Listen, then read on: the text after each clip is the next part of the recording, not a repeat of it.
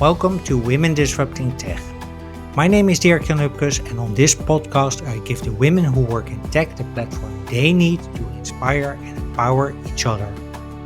Join me on a journey into the world of entrepreneurship, funding, biases and role models to discover the strategies for success in the tech industry. In other words, how women can disrupt tech. Are you ready to listen?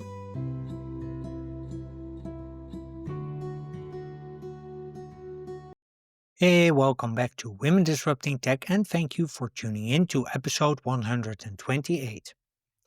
My guest today is Salmaan Sana. Salmaan Sana is a former medical student turned leadership consultant. Today, he helps organizations and teams rediscover connection, belonging, and alignment through inclusive leadership and emotional awareness. In this episode, Salmaan takes us into the world of allyship, compassion, and equality.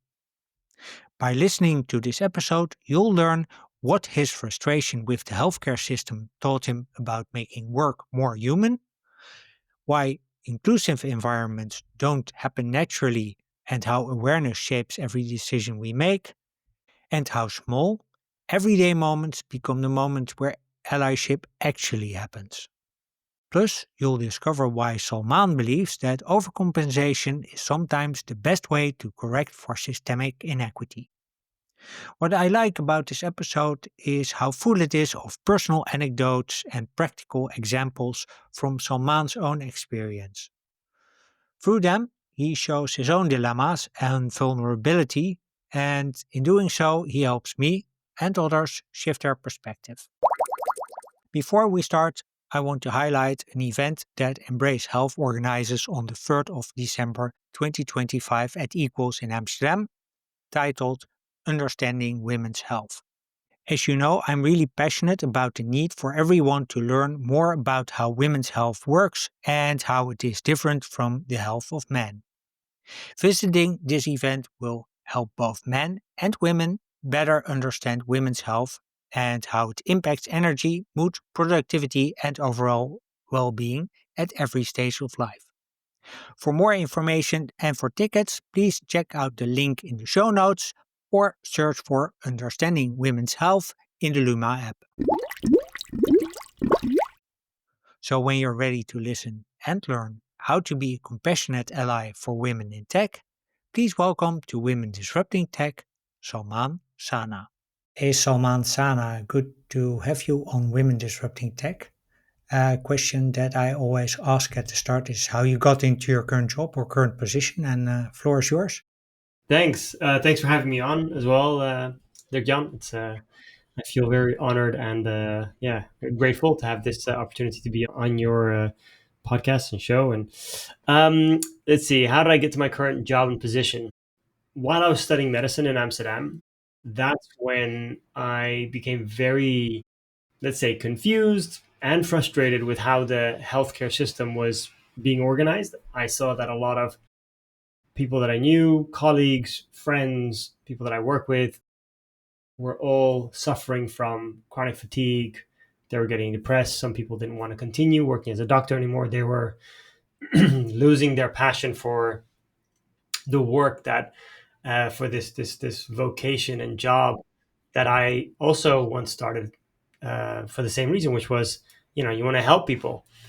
Uh, and within that came this wish to see what I could do to help change the way healthcare is being organized or the way the system is.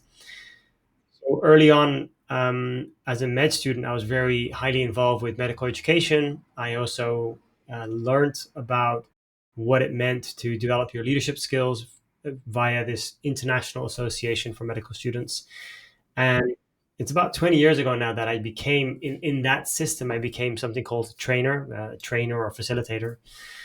And when I started to train other med students, young doctors, managers within healthcare systems, that I realized, wait a second, my way of being able to change things does not per se need to be by being a doctor myself, but I see that I have a certain, what could it be? Like I had a certain knack for being able to guide others in getting somewhere via series of questions, thoughts, methodologies. And maybe a very interesting example is, together with a friend of mine, we read The Seven Habits of Highly Effective People. I think it's a very kind of classic leadership book that everybody who deals with leadership should have read at least once. And at Yeah. least I read it in my very, very, very early years. And we developed a training specifically for med students and young doctors. We just read the book and we said, okay, every single med student, young doctor needs to know about this. Every healthcare worker needs to know about these 7 habits. Why do they not know this yet, right? So we organized a day. I think we found a room in the faculty on a Saturday, and we just piled up a couple of students that we knew, and then we gave this training to them. And what I loved about that was it was a bit of a glimpse into my future, which was, if I see there's a topic or something that could help people, I want to see how I can translate it so that I can transfer that message to more people. But what I also want to be clear about is that one thing that also comes up with me, and this is 20 years later, is just the same. Those questions and those methodologies or those books or resources that I go through, they're often things that I'm still working through. I have not figured all this stuff out. Far from it. I'm Mhm. still a very, I'd say, quite a big work in progress. And I don't Yeah. mind that either. I think it's also about, this wish to continue to find a way to become an example myself. And in that is this kind of journey of, yeah, that's the maybe the advantage of being busy with topics about leadership development and about culture and organizations. But let me just go back to that story. So I was a med student, started giving training and workshops. Started with a couple of people. We did a different initiatives. We started, for example, a foundation on compassionate healthcare, how to cultivate compassion in healthcare. It became an NGO. I gave a TED talk about it in 2011, and around about that time, with a similar same group of friends, we organized the healthcare leadership summer schools. We did a couple of editions, two in the Netherlands, one in South Africa, one in Portugal, where we gathered, I don't know, 50, 60 med students, young doctors, people that were within healthcare, and we just took them on a personal journey towards changing healthcare. But at the same time, I was also just busy with how to change medical education, what leadership skills are really needed to be able to have an impact on the surrounding or an influence on your surrounding. And I think Okay. that's where it really shaped to think, okay, what is it that I want to do with my future? Where do I want to focus all my time and attention? And it was around that same period in the early 2010s that I got in touch with an organization called Better Future. And I've been working with them, kind of going back and forth. And then by 2015, after doing a couple of programs with them as a facilitator, it felt really right to join them. So I joined them as a consultant slash facilitator, and that was actually one of the best decisions I could have made, because they were working a lot with executive teams, trying to change organizations to become more impactful, making them more conscious about who they are, what they stand for, what their leadership is, but more so about what they're contributing to the world. And I think that marriage of all those different things coming together was exactly what I was looking for. Because one thing that constantly frustrates me is, why is it that we have to, on the one side, look at ourselves, but the other side, look at the world around us and what's happening in the world and what can we do to make a positive change there. So I think if I look at my path and how it shaped where I am today, that being a med student and that realizing that there's something wrong in the system and wanting to change it has been one of my biggest drivers. But then I realized it's not just the healthcare sector, but many other sectors that have for me, well, they're the ones that I feel like there's a lot of change needed. So I've been doing, in the last 5 or 10 years, there's work that I've done in the finance sector, working with different banks. There's the legal sector, working with different law firms. There's the food service sector, where there's a lot of different food and beverage, companies, often international, global ones. And each of them, they're grappling with the same thing. And the thing that they're grappling, which kind of ties back to the thing that I like to focus on, which is, how can I be and remain myself as an individual? How can I contribute in a way that I feel like it's close to who I am? And how can I create an environment, or let's just call that inclusive, collaborative working environments? And for me, that's always been like a bit of a, yeah, we can talk about inclusion, we can talk about diversity, but how to really create that culture within different teams and organizations has been kind of a running theme for me. But deeper down underneath all that, And that's maybe also the things that I share online, which is I'm constantly grappling with certain questions, and I like to, while I'm doing that myself, to see how to help others grapple with the same questions or thoughts. So a couple of questions on the back Yes. of that. First question is, do you do anything with your medical background still? No, I don't. Not anymore. Okay, so I was wondering because what was wrong in this in the medical system that you saw that you helped change, and how has that improved? I guess the question is. Yeah. So the one part of me feels like I didn't change anything.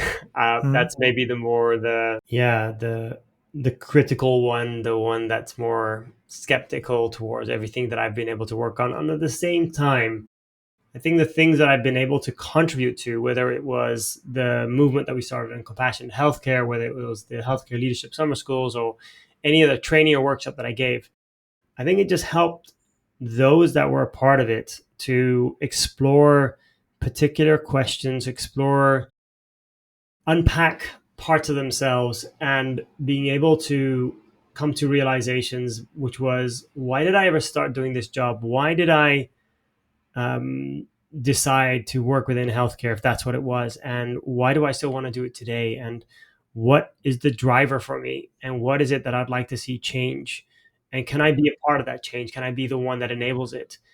There was a program that I held while I was at Better Future called Game Changers in Health. It was for residents in healthcare, so those that are in educating to become specialists. Hmm. And one of the core themes there was the same thing, which is, there's a lot happening around you. You're developing your own leadership, but what are you going to actually change in your environment? Are you going to change the way the department works? Are you going to change the way certain system is in place? Are you going to, what is it that you can actually say by the end of the year, I've had a certain impact or influence on that? And that I've been able to do, at least in particular shape or form, that I've helped or guided or supported or been in contact with those people that have actually made the change in the first place. And I guess there's always this part of me that felt like, yeah, I wish that I had at least explored how it would have been to work as a doctor myself, but for good reason I did not continue. I'm at peace with that decision. I am now, at least more at Yeah, peace now than I was then. You can imagine the kind of, I was going to become a doctor and then I stopped. That's not an easy decision to make. I see even friends of mine now who have become specialists who are stopping as well because they just don't feel it anymore for their own particular reasons. But yeah, I just kind of going back to your question, which is, one of the bigger drivers for me, and going through all the different either people that I've been able to interact with, it still boils down to one thing, that I think the way I've been able to have an influence is that, yeah, helping them unpack parts of themselves that they may not have been able to easily get to. okay. And also, if I hear you correctly, helping them create impact by changing things that they can actually Yes. influence and identifying those things that are, let's say, in their department, in their way of working that they can change to make healthcare or food or banking a better place. Yeah, so you've kind of also kind of hit the nail on the head there. There's one thing that I repeat on almost nauseatingly, enough, which is your circle of influence and your circle of concern. To really focus on what are the things that you do have an influence on, and if you are going to be worried about all the things that you have no influence on, you're going to go to bed very tired and very unfulfilled. But if you try to see, okay, what do I have within my circle of concern? What are possibilities? That is such a, I would say, even in a motivating and an inspiring place to work from, because then you can see these small changes that you're making on a day to day basis. And that's one thing that I also love to kind of help. You know what I do? I try to do it myself within my own life, and I also see how it helps others with theirs. And like you said, if you can find that, and then you can see within a certain period that you're actually making a particular change, or you've tried and it didn't work, but at least you learned from that, fine. But that, I think, is where you can, that's where growth takes place, and that's where change also takes place. Yeah. Another question I had is, so you talked about that you were doing these leadership trainings and more in general helping people sort of make impact in their own sphere of influence while still being, let's say, quote unquote, imperfect at this Mm. yourself. Yeah. Right. Is I was wondering, is that a Yeah. sort of precondition for being able to do the work that you actually need to be that you actually need to be imperfect yourself in order to take people by the hand? It's Because yeah. just to give some context, what I noticed for myself in the past is that the more I was ahead of people in terms of knowledge, in terms of understanding a certain topic, the less easy it became for me uh, to sort of convince them to join, let's say, on the journey. I was wondering what your thoughts on that are. Yeah. I think whether it was 20 or 15 years ago, 10 years ago, the fact that I am still a work in progress and that I'm not there yet is the awareness or the acknowledgement that I have towards myself is quite important. And I think this is for a few reasons. This is the feedback that I also got from other people, which was the fact that I can become relatable, like, hey, I'm going through the same thing. I can relate to this. I'm struggling with, being, being committed to certain goals that I want to achieve, or I have struggles. If we're going to talk about, especially women in disrupting tech, or about being um, being a feminist, or being conscious and aware of it, I'm still having moments that I have my biases. It's still there, and it happens. And yeah, I wouldn't say everyday basis, but regularly enough because of my programming. And if I can be honest enough about that, if I can be truthful enough about that, and if I can also, in the moment that it happens, to stop and become aware, like, oh, wait a second, I've done it again. I'm part of that old programming. I think that's important for a few reasons, which is like the relatability, but also because if I can show, hey, I'm not the one that has all the answers, and I'm definitely not a guru, and I'm definitely not enlightened. I'm figuring this part too. And this is the way I try to figure it out too. I think that helps others that are also struggling with it say, oh, okay, so I'm not trying to battle myself against this kind of this prime, you know, saint of an example. No, this is just a human being also trying to figure it out too.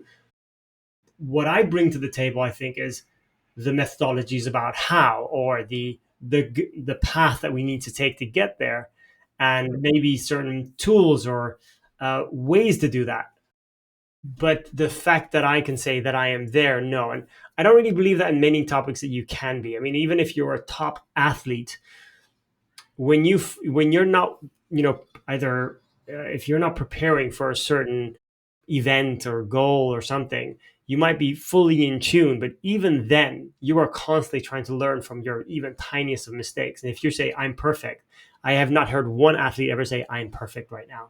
They're like, I'm as good as I can be today, still got plenty to improve. And I think that's the kind of same mindset, not that I want to go into high performing or something, but that mindset of constantly trying to figure out, oh yeah, where are my blind spots? Where are the things that I still don't see? What are things that I still need to become more conscious and aware of? Yeah, and it's also, I guess, that comes back to relatability that you can actually, you're not looking at a saint standing in front of a room. You're looking at a person like you Mm-hmm.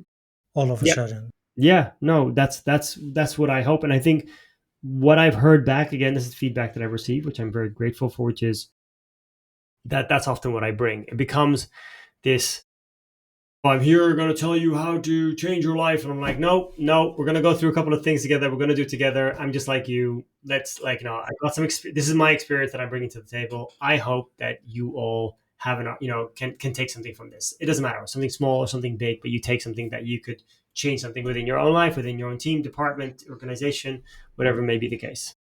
Hmm. So I want to switch to the topic of allyship. Yeah. Yeah. Yeah. Yeah. Let's say the main cause of this meal. Yeah. What for you was is a motivating factor to be an ally? I think my allyship or the wish to be an ally comes from multiple places, but I especially have to thank the very powerful and amazing women that I have gotten to know within my life who have shown me that this world is very skewed about how it's been built and structured, Hmm. and how the latest example can be, it's very daunting, but what happened to the 17-year-old Lisa here in the Netherlands, in Amsterdam, who, on her way home very late at night on a Saturday or something, she was killed. And it just shows how women generally live a different life than men do.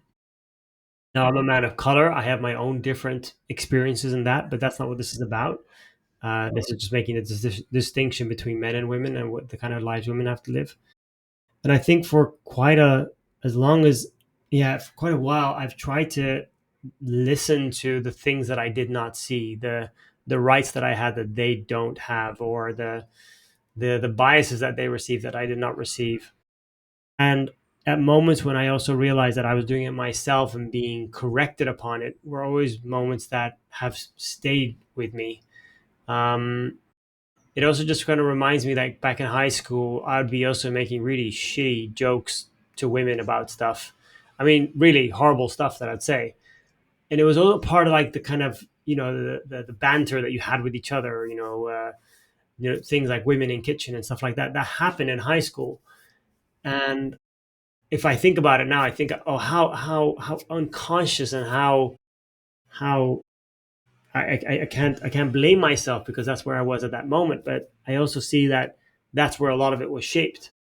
And I'm hoping the conversations that we're having nowadays, and that I have nowadays, that I can speak up more, that I can speak against someone saying something inappropriate, disrespectful, towards women in any way. So yeah, it's hard to say specific moments of allyship where they started, but I think one of the big ones that started was also about how I saw my mom's role within my, the family, and the relationship with my father.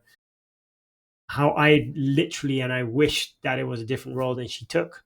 I know that she could do more than she was able to, um, and it was, yeah, unfortunate to see that she was not able to kind of unpack more of her own, let's just say, creativity, entrepreneurship, whatever may be the case, although she had it in her.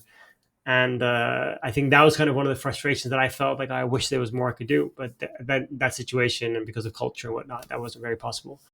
So yeah, there's more moments that happened, I think, that made me realize that. How has that changed how you deal with women now?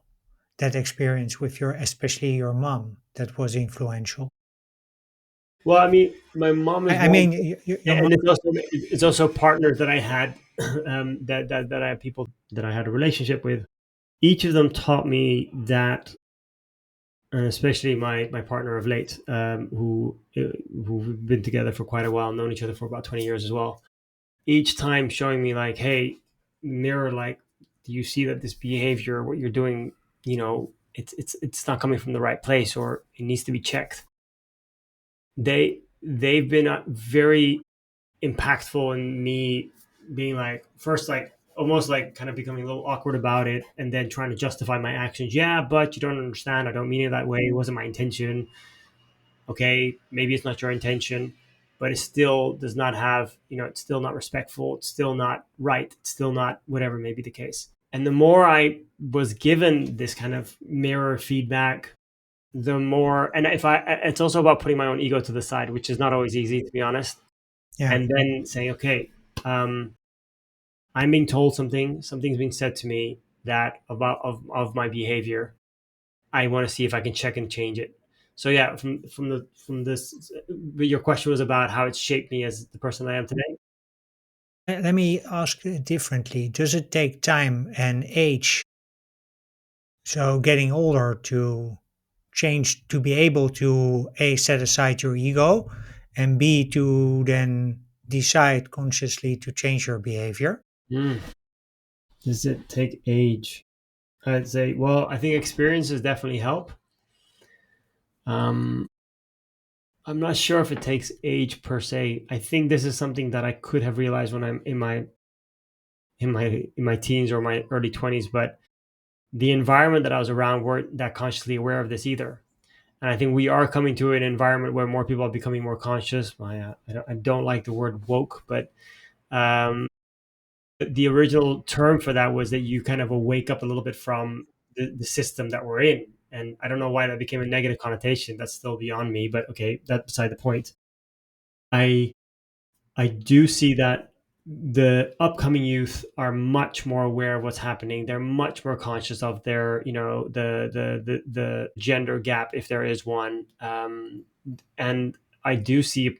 I hope it has a more positive impact in the future. Although I do see, of course, some governments now kind of trying to turn that backwards and trying to take that away. And Um, also young boys who are now, or young boys, young men, let me put it that way, who are yeah, now again resorting to male dominance yeah. I mean, as a sort of way to yeah, justify their own the being. toxic masculinity is definitely Yeah. kind of something in marching up. But you know, on the end of the day, there's this. I've been thinking about this a lot, especially because of what happened with Lisa. Hmm. There's this. I remember I was working on a program for healthcare workers, or one of the largest NGOs in the African continent called AMREF, AMREF Health Africa. It used to be the AMREF Flying Doctors. Huge NGO, tries to help people all different regions on the African continent. And we had this session with them where we were helping them with their 5 year strategy. And there was this woman that came, and she worked for the WHO. And then she said something which was so like I can't forget it, because she worked, for example, with men, and she worked with people in Congo, and Congo has these terrible rates of rapes that happens there with, with women and different, because of the the clashes between different Fractions. Yeah. fractions. Indeed, I was looking for the right word. And she said, well, we work with the women, of course, but we actually are trying to heal the men, because the men, what they've gone through is this, and she called it this inheritance of a social dominance, or something that you've inherited, this feeling um, that you are less than the people around you.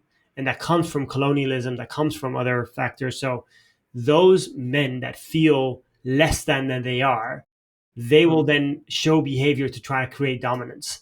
And that's the kind of, let's just say, the toxic environment that comes up. Any man who feels good about themselves, or feels okay about themselves, and I think that's the question I try to ask myself.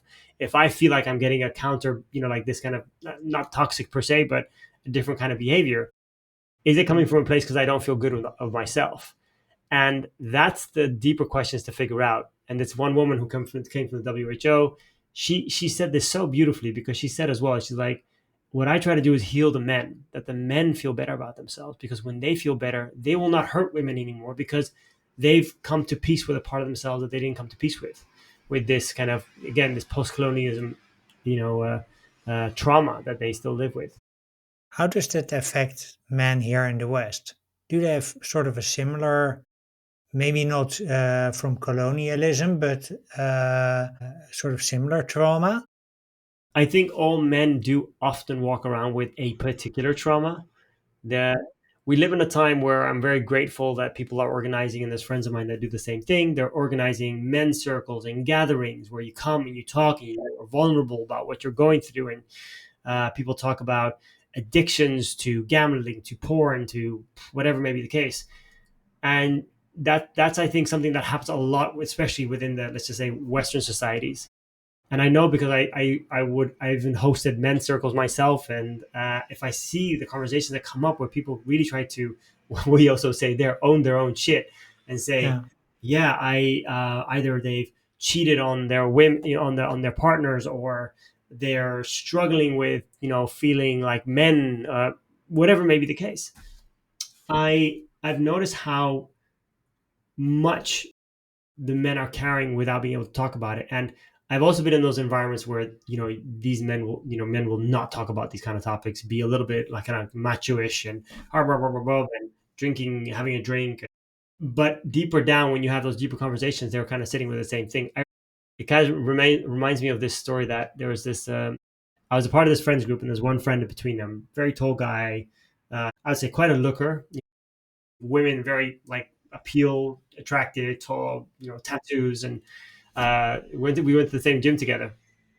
And then we were at a party once, and while we were both at a party, and let's just say, we were both at a very vulnerable state, just kind of talking and sharing with each other. We both shared to each other how we both felt very insecure as men, and we don't, and of course, at that point, it was about men and women, about approaching women. And I was like, how are you insecure? And here's the interesting thing, that we're all kind of dealing with these particular thoughts and emotions, but we don't realize that everybody's dealing with some kind of insecurity or something. And I think that's the part where, if we can allow men to feel this, and this is the part where the healing can start by saying, hey, you don't need to compensate by being dominant, by being aggressive, by being to show that you're a man. That's not the way it needs to be done anymore. It can be done in a different way. That's yeah that I see as linking it to the Western society. I see that's where often there's proof of trauma that needs to be healed. Yeah, that's beautiful. How do you invite people who are or men in your workshops, in your sessions, to do that, to show their vulnerability? Mm. Because Yeah, so the sessions that I hold, sometimes they're leadership programs, sometimes they're team offsites, or they're specific workshops on a few topics. But one of the ways I do that is by starting myself, saying, this is sometimes things that I camp with. So if we talk about specifically bias towards women, there's I was in South Africa. This is like 2 years ago, and I went to a barber shop, and there was three barbers there. To the left and the right, there was men, and there was the woman in the middle. Both the men were occupied. There was somebody in their chair. There was nobody in the woman's chair. And when I walked in, the first thing I did was I looked left and I looked right, and like, oh, I'm gonna have to wait. With my mind thinking, that's a woman there. I'm not gonna go to her chair. And she looks at me and she goes, "Do you want your hair cut?" I said, and then I noticed in those few seconds while it's trickling down, like, oh shit, she's a barber. She yeah, saw that I'm looking left and right. And then I said, yes, I need my haircut. And then she goes, did you want to wait for one of them? And so we're in this kind of pause moment where she's realizing that I don't want to ask her directly. And I went, you cut hair as well, right?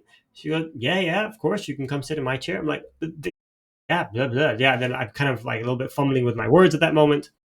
I'm sitting in the chair feeling like absolute shit about myself, because I thought, yeah, I have clearly, like, I literally have had, what can I say? She felt it. I felt it. I had completely passed her over. I thought, nah, I'm not going to cut my hair with you. So we're having a really nice conversation. And at a certain point I said, hey, listen, I didn't mean to pass you over. I think I'm just so used to men cutting my hair. I didn't expect that you were going to cut my hair. And she goes, it's okay. I get it all the time. This is what happens when men walk in here. They don't think I'm going to cut their hair. And then I thought, oh, what a unfortunate burden she has to constantly carry, that she's being passed over just because she's a woman cutting hair. And that, again, that example I'm using is because I'm stepping in from my example. That's me. That happened to me. It's only 2 years ago. It's not like it happened 20 years ago. And it happened of late. I still have that programming. And if I can even use that example saying, hey, this is where I've had a bias. What about you? Where's yours? When did yours happen? That kind of gets people to go, you can't say, I'm not biased, I'm a super feminist, think about it all the time. Never happened. I'll say it happens to me today. As much as I'm busy with this topic, there's no way that you have no examples. And that's when you can pause and you have to go, okay, wait, let me, as they say in Dutch so beautifully, hand in eigen boezem steken. So, put yeah. my own hand in my own heart and say, all right, there have been moments that I've excluded women, that I've had my bias about them, or that I have treated them unfairly or not respectfully, or whatever may be the case.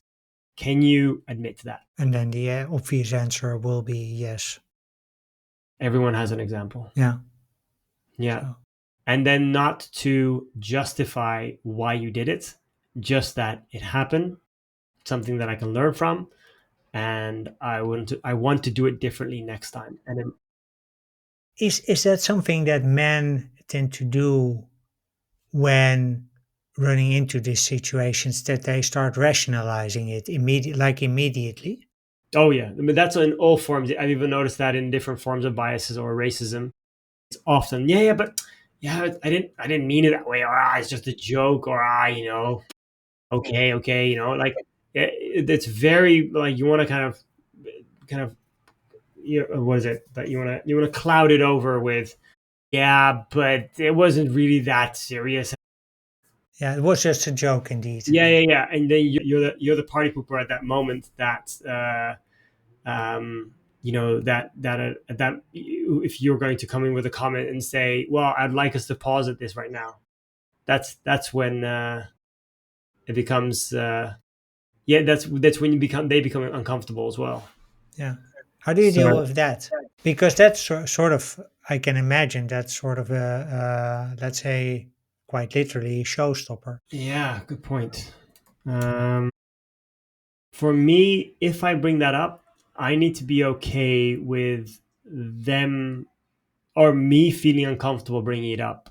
And I am not always good at doing that because I think, oh, I'm going to get into maybe a conflict with someone, or somebody's going to feel like I'm blowing something up bigger than it should be.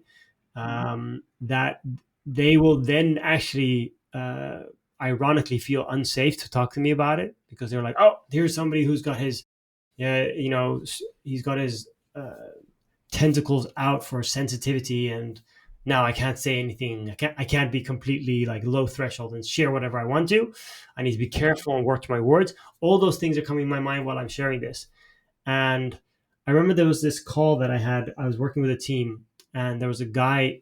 I was working with a team. We were working with a certain service provider. They were designing something for us, and I was not the lead in the team. There was two other people that were lead, two women that were the lead, and I was just like literally support in that team. And the guy from the service provider was only speaking to me, like I was the one that was in lead. And then at a certain point, I said something about it. I said, "Hey, can I say something? You're constantly addressing me, but you know that I'm not the lead here. You know these other two women are, and it's making me feel very uncomfortable, to be honest with you, because I feel like you're surpassing them and you're just talking to me, and it feels like it's because I'm a guy, but I'm again I'm a bit confused." He went in total like, no, that's not what I meant at all. I know I'm not like that, and you should know what kind of a feminist I am. And I'm like, no, I get all that, but it still happened. It's still happening, while we're talking about this, and I'm just trying to addressing it because, yeah, this doesn't feel like the right kind of environment we're creating here. And then, well, he didn't completely admit to it, but I'm happy that I spoke up about it because I was realizing it. I even WhatsApp one of the team members, like, "Hey, am I the only one that's noticing this, or is this?" She's like, "No, it's true. You're being addressed more than we are, when we're actually the lead, right?" And that was very clear. That's so how I do it is by trying to get over the discomfort myself and being okay if somebody doesn't like what I'm saying. I'm not very good at it, still not, but I'm trying to do it more often. Yeah. I think it's very powerful though to do it, to step over your own, to translate a Dutch saying into English, to step over your own shadow. Yeah, And then say, well, hey, listen, I noticed this. I think also that by saying I notice this behavior, it's sort of, you put it towards yourself, yeah, like I noticed this, and that way it sort of builds in a sort of escape yeah. route, or softening, let's say. That, at least that's how I would perceive it. And that's There's also the, there's a methodology that often that I either use or that I talk about when it comes to having courageous conversations with people, and that is nonviolent communication. And nonviolent communications uses this very clear methodology about, instead of kind of going straight to the reactive, that you first talk about, what did I observe, how did it make me feel, what is the need that I have, and what request would I have for the person that I'm talking to. And they've used this I think even comes from the time of apartheid South Africa, and then is later translated to even conversations that need to take place in places like the Middle East, where there's a large amount of conflicts, where you can have a conversation with someone without it having to be so conflicting. You can just also talk about it from your own perspective. So I try to say, hey, listen, this is what I'm noticing. um, my wish would be to you to say, hey, maybe that we need to just change the way we're having this conversation. and probably admit to themselves that they Yeah, are actually indeed exhibiting this behavior. Yeah. So Although I can imagine that that sort of in a session is sort of difficult because people immediately get offended and get into reactive mode. yeah. So if I can be relatable enough and somebody feels like there's a space enough to step into that, then I've seen that definitely happen too. Like they say, okay, I'll also admit I definitely have done this too, or I make that, I kind of have a bias, or I've, shown this behavior, which isn't very productive. And then the other side, I've also noticed some people need more time for that. And in the moment, they'll just be more in resistance and opposing it and saying, justifying themselves. No, it's not how I see it. Okay. And instead of kind of going hardball into it, like, no, you need to see that you're doing it wrong.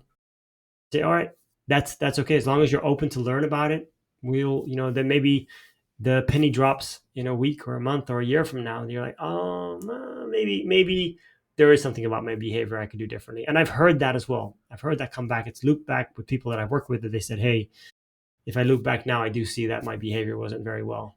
And that happened. There was an event that we held in 2011. There was this big thing that happened at that moment where there was a conflict within the trainers. There was a guy that I'd worked with in, and I think it was literally 10 years after that event, he said, hey, what happened was, and his behavior I didn't really find was very applaudable at that moment. And he said, yeah, I've reflected on that for a very long time, and I realized that I should have done, I should have acted differently. I'm like, whoa, 10 years later, and you still, so everyone has their own process when it sinks in or when they become aware of it. Yeah, is that also the way to deal with skeptics? To just let them go through their own process? Yeah, my first answer would be yes. You can't change someone, and anybody who's in a relationship can definitely can attest to that. Which Yeah, is, no matter how much you want to change your partner, you can never change them. You can only change the way you respond towards the way they act and behave. You can never change them. Like, as much as we want to just kind of tinker on a few buttons of theirs, say, I wish they would do this a little less and this a bit more. Not going to happen. So the same thing with skeptics.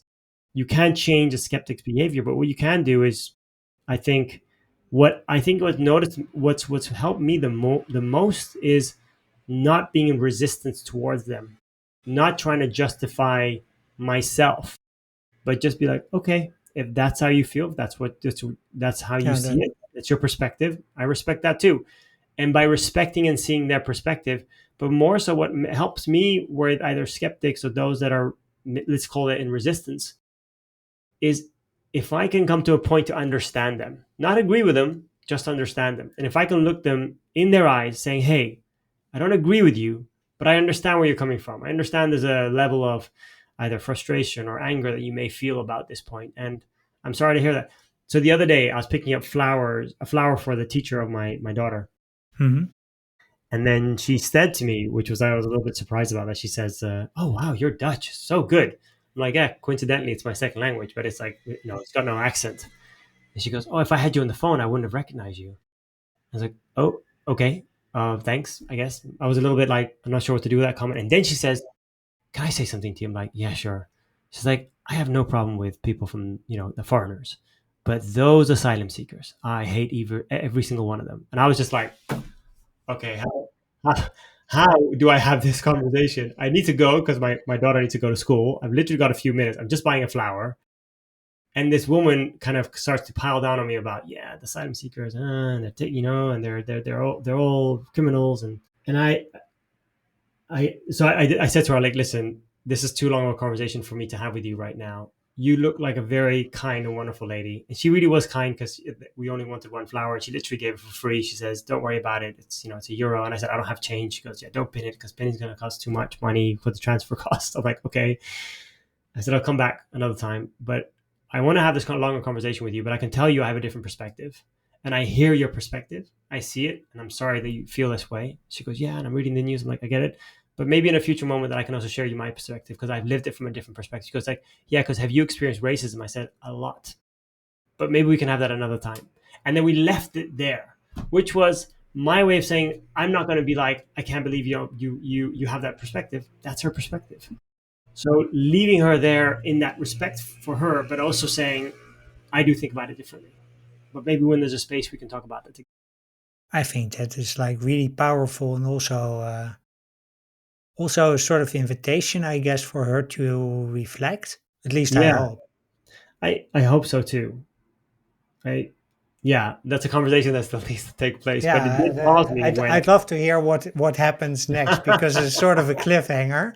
I Uh, am planning to go by because I still need to give her that euro. But um, yeah, I, I I want to be able to have that conversation respectfully, so she doesn't feel like I'm attacking her. But I also want to be able to not change her perspective, but just show her a new one, and maybe from there she might look at it differently. yeah, I think that's a powerful way to do it. To show her Yeah, the other perspective because yeah, she did invite you to share that in a yeah. way. So she asked me. That's the thing. So I think what I noticed in her at that moment was she was a little confused because she thought you look like a very kind gentleman. At least that's the idea that I got. I have this perspective about asylum seekers. I'm struggling with this topic. That's what I felt from her. And then by sharing it with me and asking me how I do I get discriminated, I thought yes, a lot. And I've come to terms with it and I deal with it. It's not nice, but if I can help create a new perspective even about asylum seekers, because I know plenty of people that have been asylum seekers that have migrated, that have, their stories are not that they're these people just looking for, um, what is it again? What's a good English translation to gelukzoekers?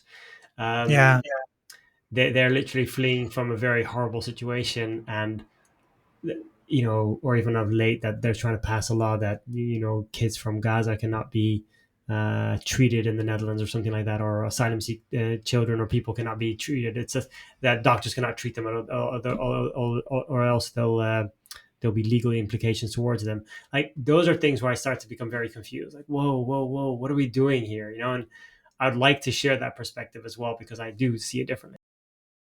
yeah, and I think it's important because on that particular legislation, I think it's I don't understand where they're coming from. As a really local Dutch person, I don't understand how I humanity has come to this Yeah. moment that we're actually making the distinction between first and second class citizens. Mm. I And Yeah. No. it's a conversation that I think needs to be had with a lot of people because to be honest, I don't think like the woman from the flower shop that you were talking about. I do not believe that like 99%, there's also always 1% or maybe 2% who are racist Mm. for whatever reason. I don't think these people feel good about themselves. That's another topic. But I think that there's like 97, 98, maybe even 99% of the population who is sort of tricked into thinking that this is a good way to go because there's another problem that they have that needs to be solved, which in Holland, the obvious one would be housing. Mhm. So, because we all know that there's a shortage of housing, every person that comes on top of that list, if it's Of below course. us, Yeah. then it's sort of a threat because Yeah. that's one of the few parts where the whole thing about zero sum game does apply. So any housing that I don't get or that I give away does or at you comes at my expense. Yeah, I do understand where it comes from, or at least I have gained more understanding of that, and I'd like to understand a little bit more. I will not agree with it, and nor do I think it is the right answer. But it comes from frustration. It comes from a scarcity that's been created, and that scarcity is not per se being created by other people. It's been created by the systems that we're living in, whether it's the capitalistic system or people that can't buy houses anymore.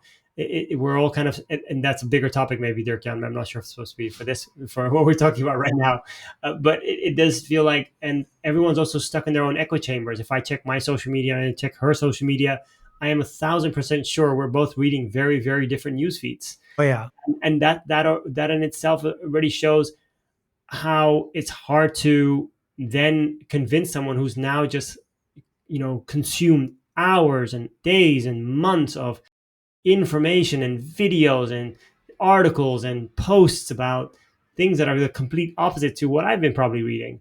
And then to say to them, no, what you read with one comment to change her mind is going to be impossible. But it will be saying, hey, this is my story. This is how I've experienced it. This is the people that I've spoken to. Maybe you can take that into that big jumble of, you know, consume data that you have and see if that can change the way you look at it. That sounds like a beautiful place to transition to a question I still had. I want to shift to making it really practical, what people can do in terms of maybe even sort of starter kit.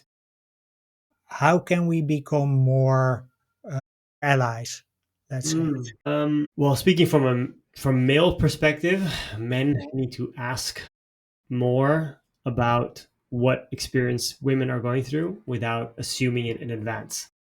I think that is the first and foremost thing to do. Hmm.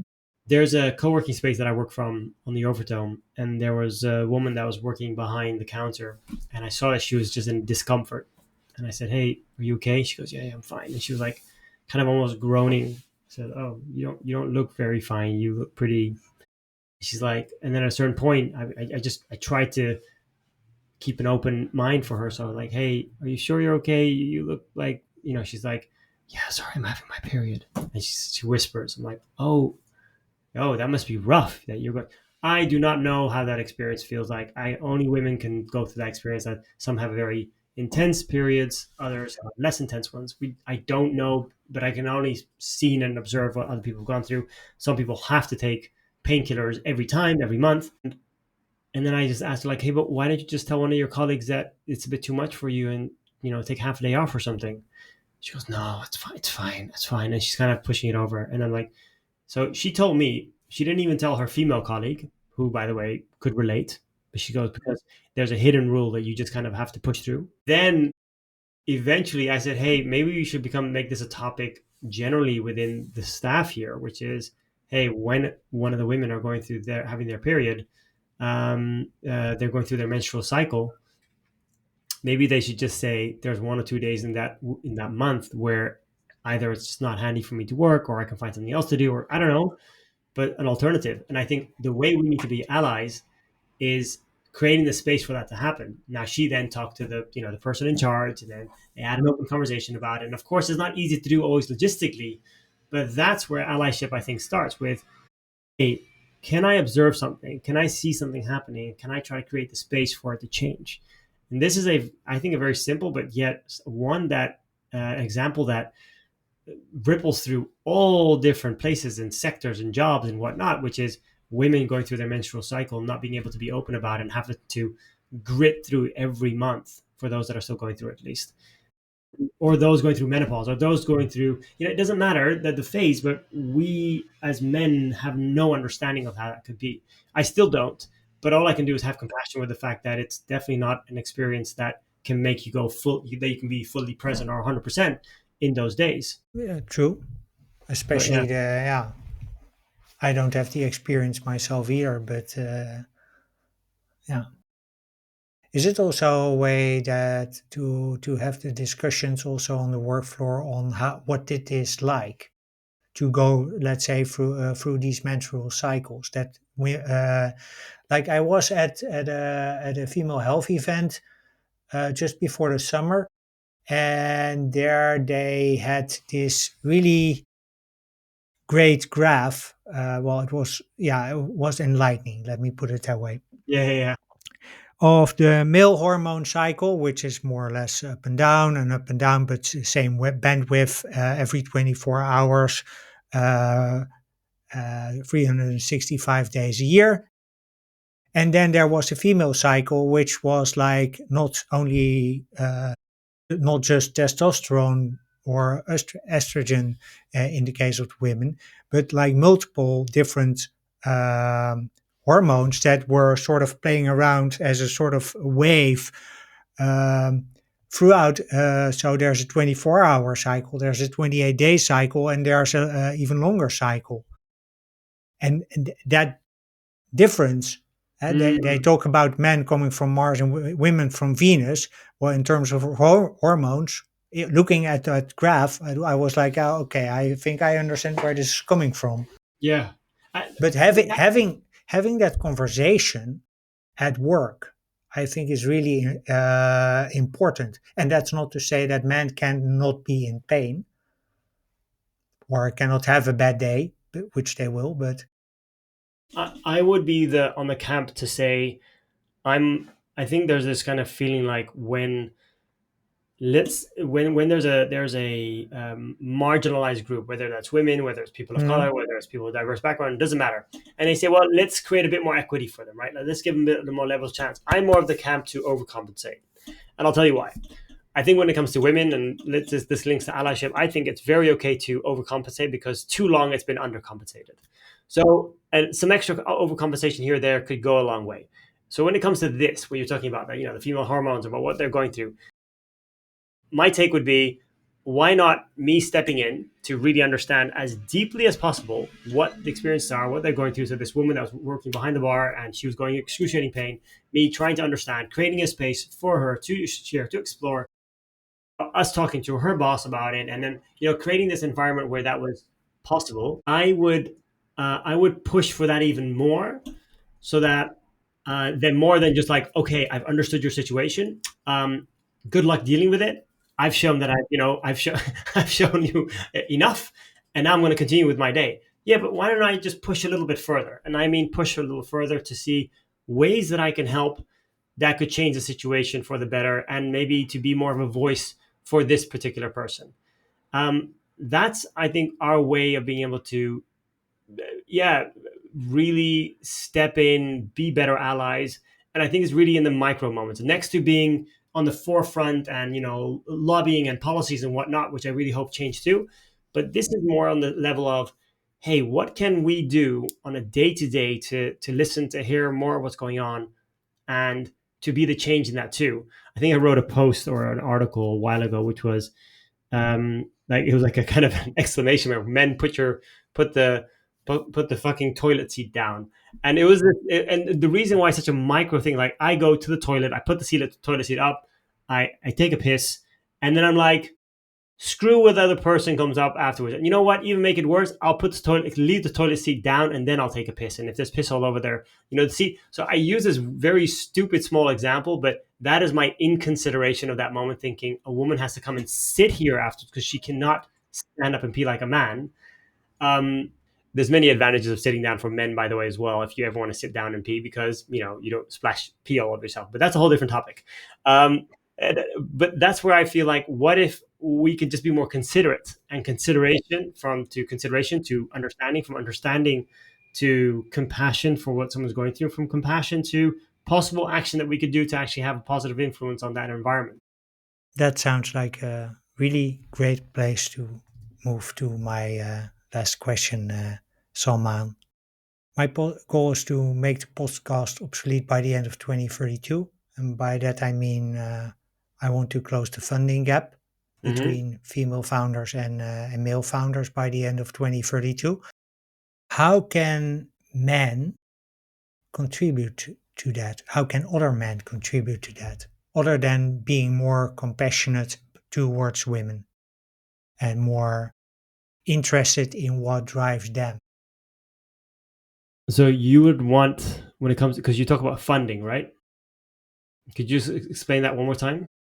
So what I want to achieve is that funding gap. Currently, currently still, I think only 2% of tech funding goes to women, Yeah. Right. which and women-only teams, I should say. So mixed teams, it's a bit Yeah. higher, but then still there's a penalty on having women on a founding team. Yeah, this is a shocking statistic that I heard as well, and hearing it again just kind of feels like a slap in the face. But yeah. Yeah. So how can we apply allyship and the learnings you've shown us Hmm. to improve that situation, to get more funding to female founders? So the answer, I think, isn't for only females to be the funders, because that's almost too easy, saying, "Oh, they need to fund themselves." The answer is somewhere near, I think. Well, on one side is about knowing the statistic in the first place, that realizing that and kind of thinking it's not just about the best person for the job, it's just a strong bias within the system that's allowing this to continue to happen, to perpetuate. I think that it reminds me of this quote that I read from Daniel Jude, which was, diversity is going to the party and inclusion is being a part of the party planning committee, sorry. And when it comes to funding of, organizations, startups, or whatever may be the case, just funding generally, what's important is to have people that are deciding, that understand how it works.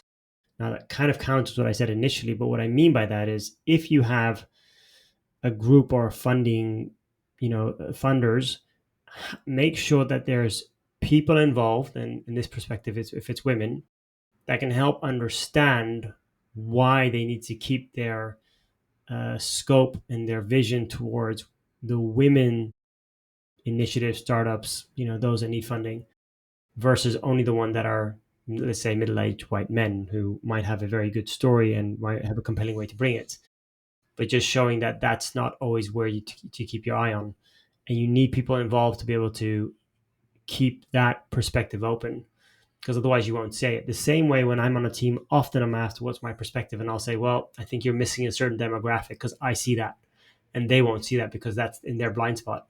And I think that's what it is. To try to remove that blind spot, you need to get other people involved as a part of the committee that's deciding. When they're a part of it, by the way, don't be mistaken that they still may have a bias. I still have. I've done the Harvard, the Harvard bias test that they have, the implicit bias test that they have, which is on different, different topics. Yeah. Anytime on gender or on color, I've come out both to be racist and sexist. And as much as I'm busy with the topic, that's what happens. So if I'm in a committee as well, I will still make decisions that are often have a bias. So I need to be even more aware. While I know those my counterparts that may be middle-aged men or women, white, will have an even stronger bias. So I need to constantly keep myself aware, just to make sure that I can also bring in that voice. So I say that more as a way of it's about having the people part of it, that they share their voice, but also constantly trying to educate ourselves, everybody educate themselves about the disparities, the biases that are existing, the lack of funding that women in tech are getting. And the more you're aware of it, the more you'll keep your eyes open for the women, those that do need funding. Yeah, it's about seeing and then not being able to unsee it anymore. Yeah, exactly. Sounds like a great place to close. Thanks. Really enjoyed this, Salman. Thanks for a wonderful conversation. You're welcome. If people would like to learn more about you and the work you're doing, where can they connect with you? Yeah, so I'm pretty easy to be found on LinkedIn. I think it's one of my main platforms that I use. I also do some sharing on Instagram, and I have a Substack that I'm hoping to use a little bit more to share some more articles there. And Okay. yeah, I'd say there's also some events that I'm going to in the upcoming period where where I'll either be moderating or speaking or giving workshops or sessions at, and yeah, they can also find me there. Cool. And we'll include those links in the show notes. And you can follow Salman on Substack, and you can follow me there too. So Yep. Yep. that's that's two for the price of one. And actually, it's actually the platform is free. So Yeah. Yeah. Salmaan Sana, thank you very much for a wonderful conversation. Thank you, Dirk-Jan. Well, that's it for episode 128 of Women Disrupting Tech with Salmaan Sana, titled How to Be a Compassionate Ally for Women in Tech. Salmaan and I hope that you found our conversation as engaging and compassionate as we intended it to be. And if you have any questions for Salmaan, please share them in the comments on Spotify, Apple Podcasts, or YouTube. When you want to connect with Salmaan and learn more about how he can help your team or organization as a facilitator, keynote speaker, or consultant, please check out the links in the show notes. As usual, You can find the show notes at womendisruptingtech.blog via the link in the caption. There you can also find more information about the Embrace Health event that I mentioned in the intro. If you've enjoyed listening to this episode, please consider leaving a rating or a review on Apple or Spotify. Leaving a rating or a review helps new listeners find the podcast and supports my guests by giving them a bigger platform. If you're not already following us, please make sure to follow Women Disrupting Tech on Spotify, Apple Podcasts, Amazon, or YouTube. Following supports Salmaan and my other guests in closing the funding gap by the end of 2032. For more about Women Disrupting Tech, you can follow us on social media. You can find the podcast everywhere as @Women Disrupting Tech.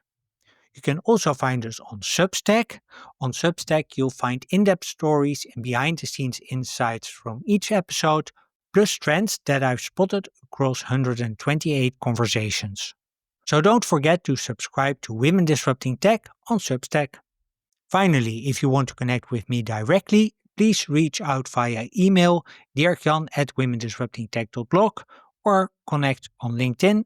On LinkedIn, just search for my name, Dirk-Jan Hupkes, and you'll find me. With that, I wish you a wonderful day. I hope to see you in the next episode, and until then, as always, keep being awesome.